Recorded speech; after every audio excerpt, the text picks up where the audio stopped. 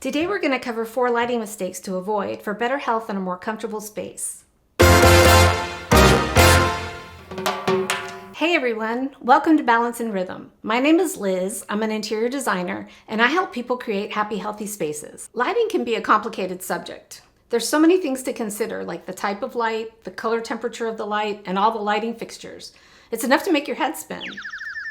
One thing that's often overlooked is how lighting affects our physical health. So with that in mind, let's go over 4 mistakes we can avoid to create a healthier and more inviting space. Mistake number 1 is not making the most of natural light. Natural light enhances our health by keeping our circadian rhythms in sync. It enhances our mood, our creativity, and our problem-solving abilities, and it makes spaces warm and welcoming.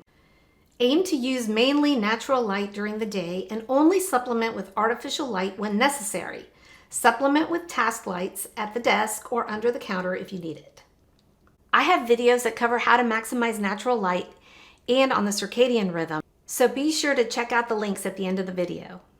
Mistake number 2 is using the wrong color temperature bulbs for the time of day.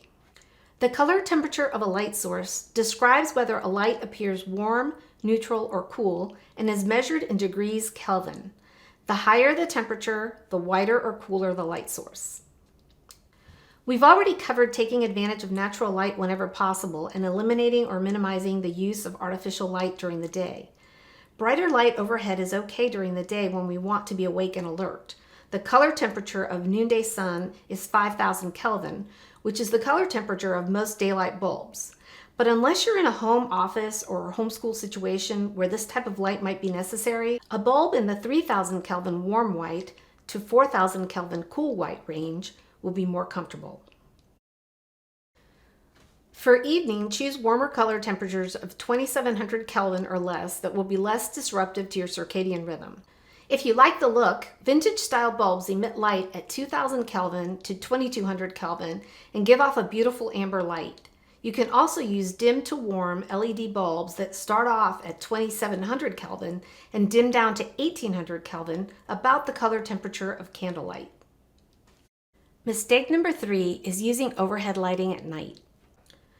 Bright overhead light in the evening causes disruptions to the circadian rhythm by mimicking midday sun.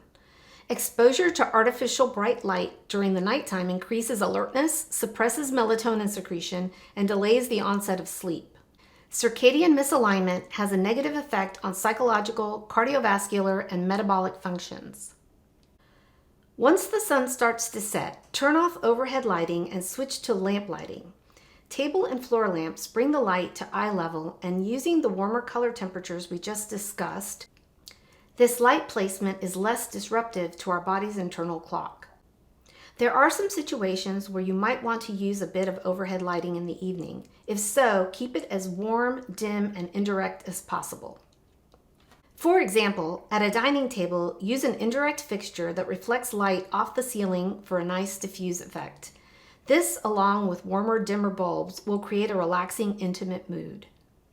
Mistake number 4 is not layering lighting. There are a couple of issues related to this. One of them is central lighting. You know the one. Much has been said, all negative, about the centrally located boob light, and I couldn't agree more. But it's not just boob lights. Any centrally located down fixture is uncomfortable because it causes glare, is unflattering because it casts shadows on the face, and causes shadows at the periphery of the space, making it appear darker and smaller than it actually is. You can still use fixtures in these locations, but like the dining situation we discussed, try to use indirect fixtures that shine light up and reflect it off the ceiling, or have multiple bulbs that are spread out. The second issue is too many ceiling lights, usually in the form of recessed can lights. This causes too much light uniformity, which makes the space look bland. If you have this type of lighting, make sure it's on dimmers, and using dim to warm bulbs would be great for the situation. Solutions for these issues, and the best approach to lighting in general, is to layer ambient, task, and accent lighting. Combine your overhead lighting with sconces, floor lamps, and table lamps to draw your eye around the space and complete your ambient lighting scheme. Layer in task lighting by having some lights that can be turned on and off for particular activities such as reading or under the cabinets in the kitchen. And finally, add some sparkle with accent lighting at focal points or to highlight artwork. Thanks so much for joining me. I hope you enjoyed the video. Please leave me some comments or questions below. I would love to know what issues you might be dealing with, and I would love to help you with them. I hope you have a wonderful week. See you next time.